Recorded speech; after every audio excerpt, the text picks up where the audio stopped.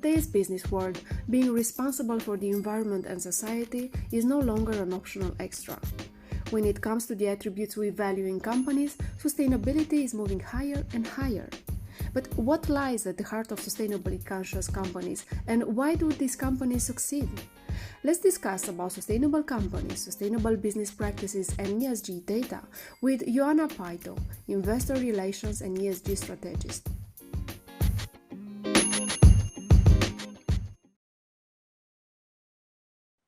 Joanna Pydo, welcome to Rethink Podcast.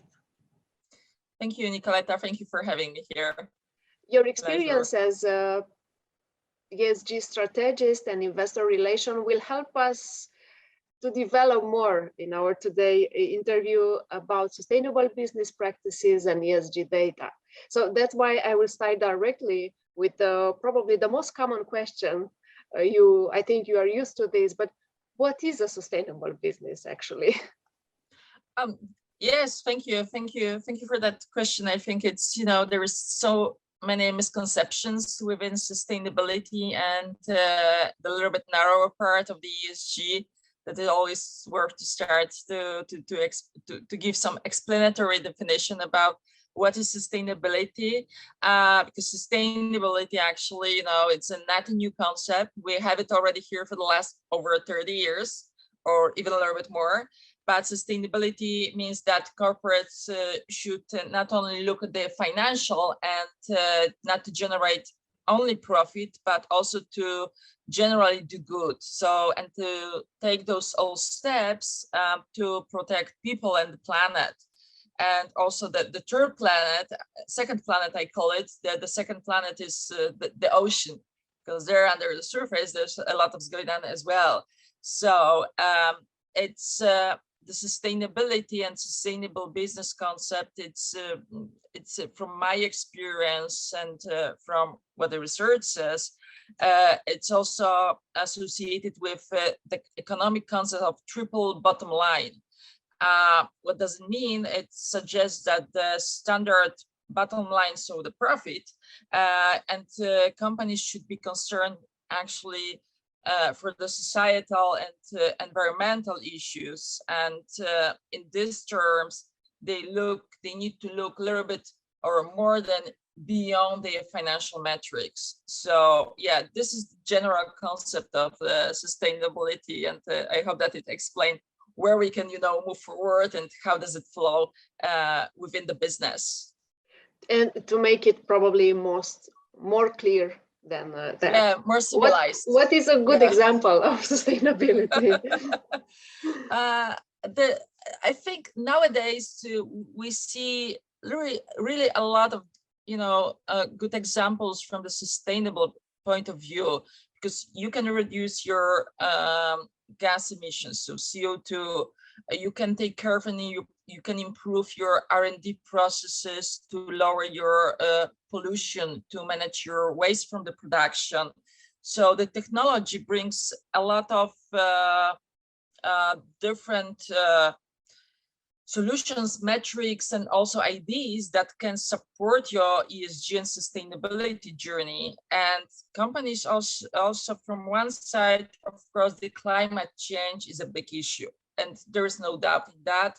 But there is also the natural capital to preserve and to take care of about the biodiversity, about the future, and preservation of soil, and take care of about social parts. So meaning the mental health, as with regard to the COVID time that we are passing through right now. From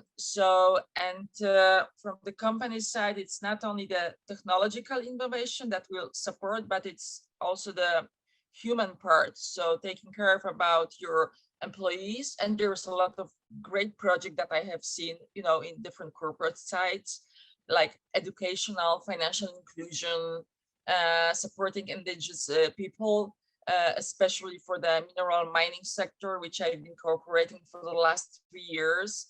And just in April, finalized my last ESG reporting project for one of the biggest copper and silver industry companies in the world.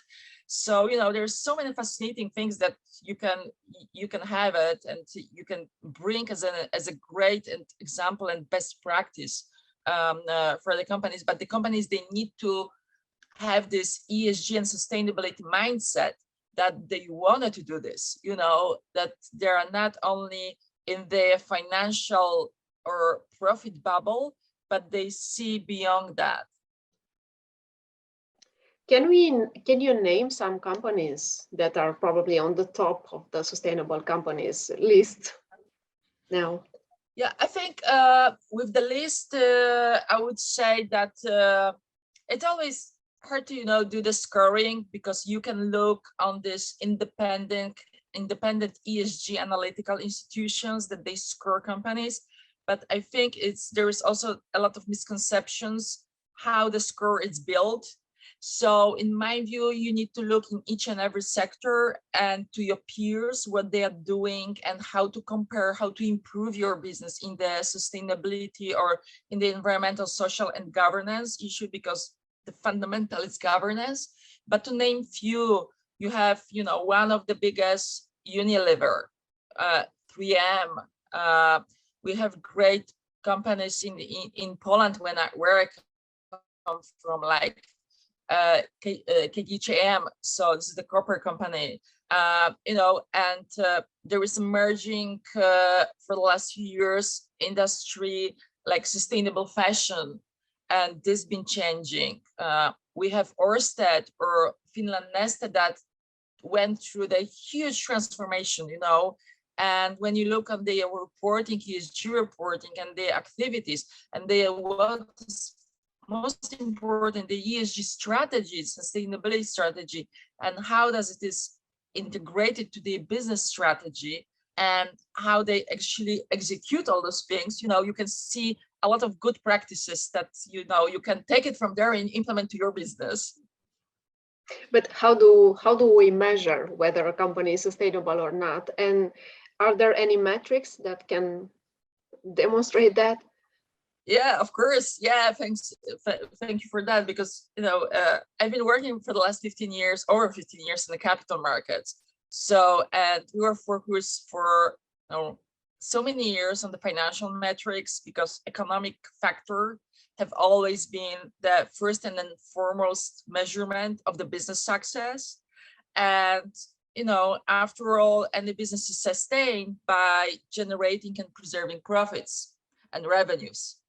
But on the other side, if you look at the importance on the environmental, social, and governance issues in terms of the economic impact and what it brings to the company long-term value, you can see that it's something more there.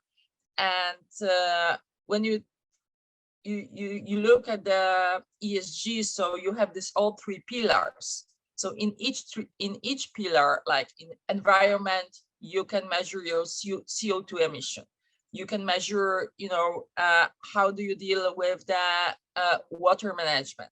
What is your waste management? Those are the very simple examples that you can take, like energy consumption, and within the energy consumption, I think that the companies, what is the great measure and metric, it's how to look where your energy is coming from. Is it renewable? Is it conventional? Is it solar? It's wind or water energy? And this being, one of this, performances that you need to check and set your KPIs. And this is the environment, for example. In the social part, which is very important in the last few years, and it's getting more and more attention from companies. It's how you cooperate with the, human rights. What are your union relations? How is the health and safety of your employees? But not only employees, but also the surrounding of your, for example, production site. How do you impact your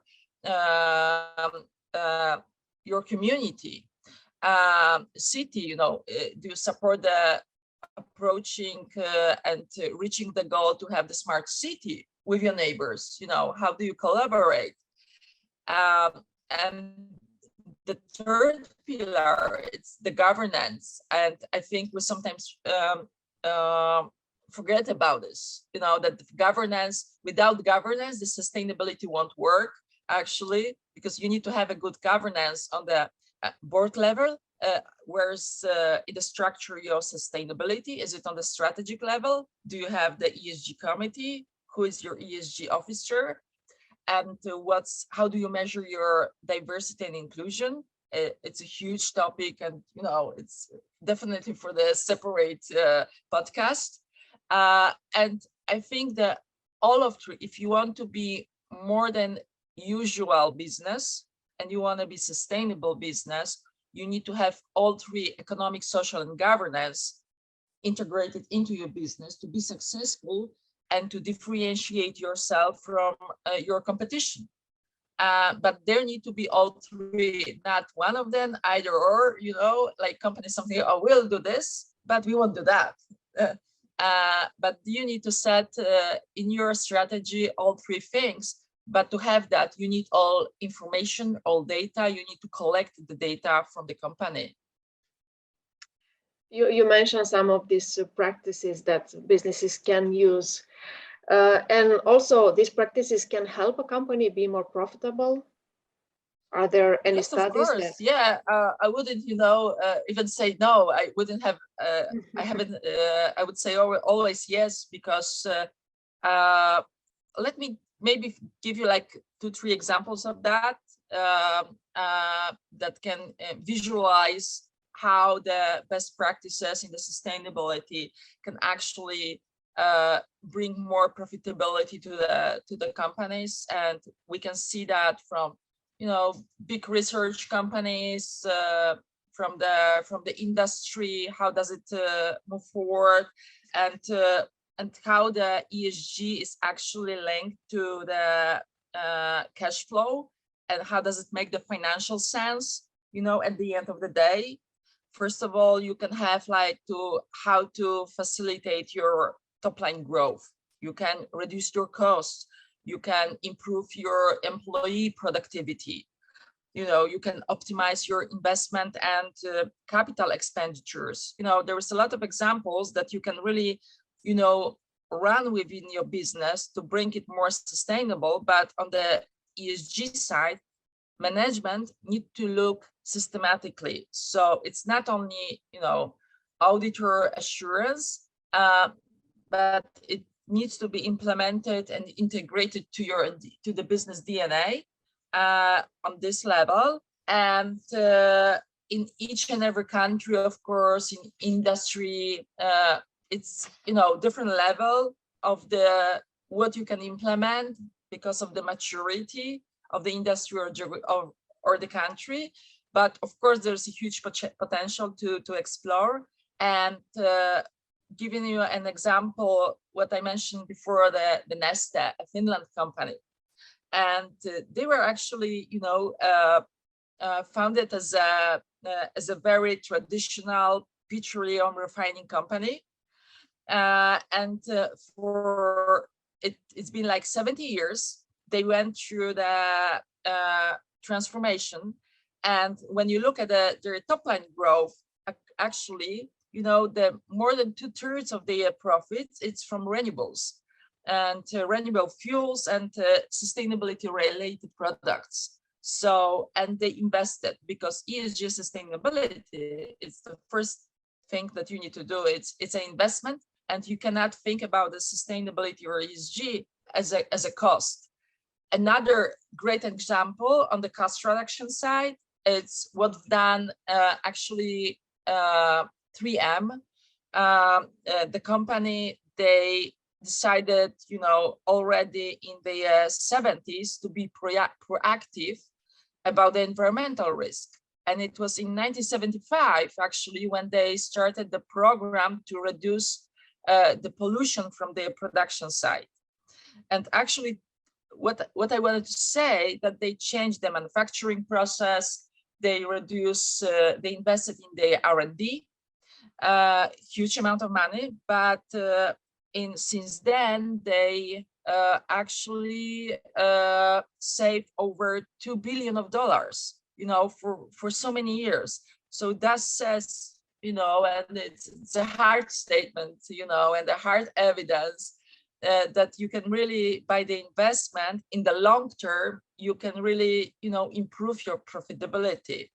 And I always encourage, and I think I would say that too, that, there's a great book from the Professor Edmonds from the London Business School.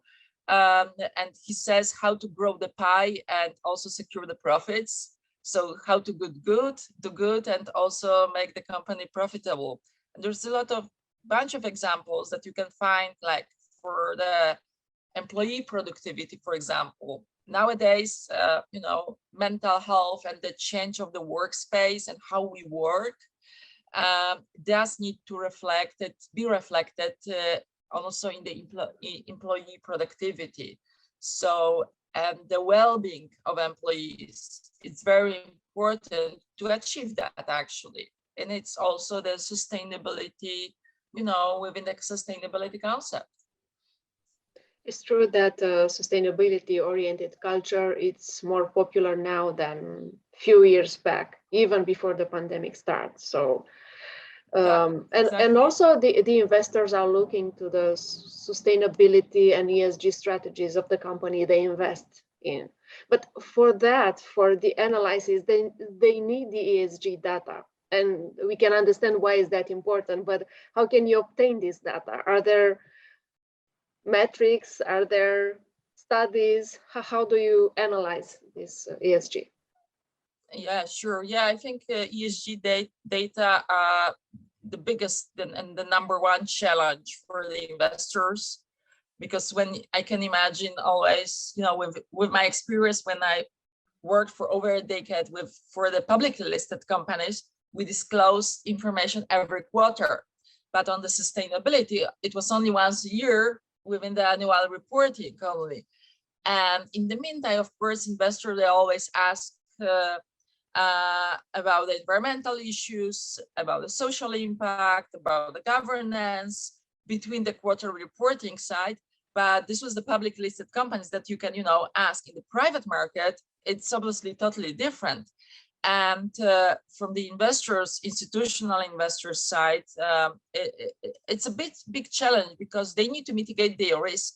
They need to respond to their limited partners and clients. And within the data, what I actually, because ESG, I integrated to my knowledge like over 5 years ago.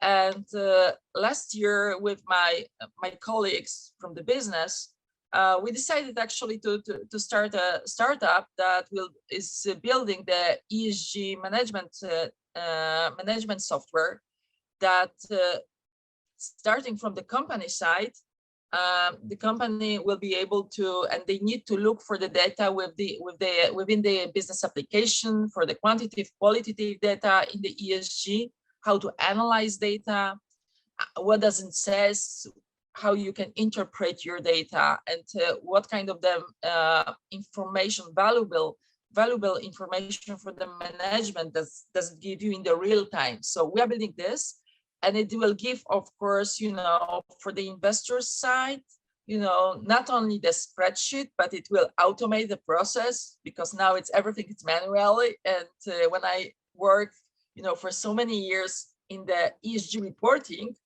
and I look at the companies, how they are, struggling with the manual extraction of the data from the huge capital groups. And they need to deliver to your internal stakeholders, but also external stakeholders, to investors. And investors, they have, of course, their own spreadsheets. And they need to, figure out if this data is accurate for them and how to measure that. So from the investor side, they can choose right now between different frameworks and regulations. There's a flood of frameworks, and it's getting, it's in the European Union especially, where the EU is a pioneer for the ESG regulations. And we have like 5 years of experience in that, in the non-financial reporting. But from the investor side, it's growing. and investors are also searching for the more automated processes that they will not only collect data from their portfolio companies, but they will give them very good information. Where is the company with the ESG, with the sustainability, how to track, how to evaluate, what are the KPIs, how to have a discussion on the ESG with the management of the portfolio company, which might be, difficult discussion because it goes through the remuneration, to the pay gap, and to the governance. So there is a lot of questions, but I think we are on the good track with from the investor side, that they can understand more and more how the ESG is not only the risk management, but how to grow the opportunities and how to value. Because I read it was 2 or 3 years ago, the study that says that the ESG and the sustainability, when it's well managed and integrated, also automated process, it can bring over 30% of the new value to the current value of the company. So I think for the investors, it would be a great, thing to have that, if they wanted to exit in the long term. But everyone needs to think about the long term, not, quick wins. Are there industries that attract more capital than others? I think you can, I believe that there's so many, technological solutions and, specific industries that attract, starting from the, of course, renewables and everything what brings on the clean tech and supports the road to the net zero or positive net, because we can think also on the positive net from the corporate side. But investors, I think, they are interested in something from one side that will innovate the business. Like we have the electric vehicles, autonomic vehicles, but and the clean energy. But on the other side, there is so many, very niche industries that are started emerging, like plant-based proteins, agriculture, AI-driven technologies.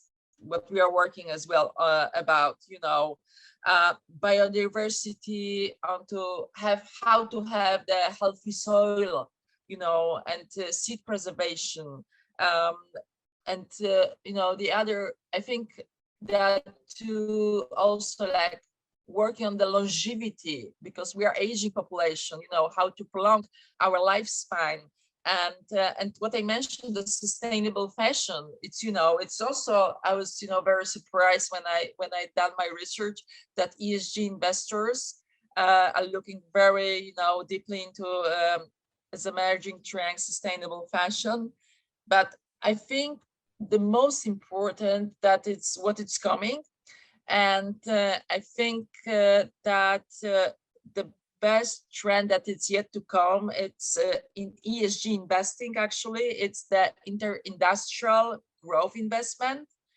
And inter-industrial growth investment, I say it because it's something that you have ESG investors, and they bring projects from real estate, infrastructure, or construction, that everyone is collaborating. So it's working together to achieve the common goals in the sustainability. So I think this is the future, not only specific industries, sectors, or small niche brands, but I believe that this working together and collaboration, it's something that ESG investors should focus actually. And to see that, I could see that the global economy in general can evolve into a sustainable and ethical marketplace in the near future. So maybe innovation is the industry that investors are most looking at this moment. Yeah. This is what everyone is focusing on, but I think there is a lot of different sectors that are merging because we are lacking some resources, or there's a scarcity of resources. And if you are looking in the next 50 years, and I think it's a good perspective, you need to go beyond the technology, because the unicorns won't be anymore in the technology sector. The unicorns will be in the natural capital, in the biodiversity, in the agriculture, and somewhere where there is a collaborative economy to have the sustainability goals that can be achieved. Joanna, we reached the end of our discussion today, but we will not close this interview before getting into your personal lifestyle, because I know you are a vegan for 20 years. You love sailing, you love nature. It's somehow practice what you preach, and this is what defines you. How do you imagine the world you would like to live in or to work with? Because now we are identifying some of the clients that are interested in sustainability, but maybe you have an ideal version of the workplace you would like to be. Yeah, of course. Yeah, from my my personal perspective, because I work for so many years remotely, so I can live wherever I wanted to.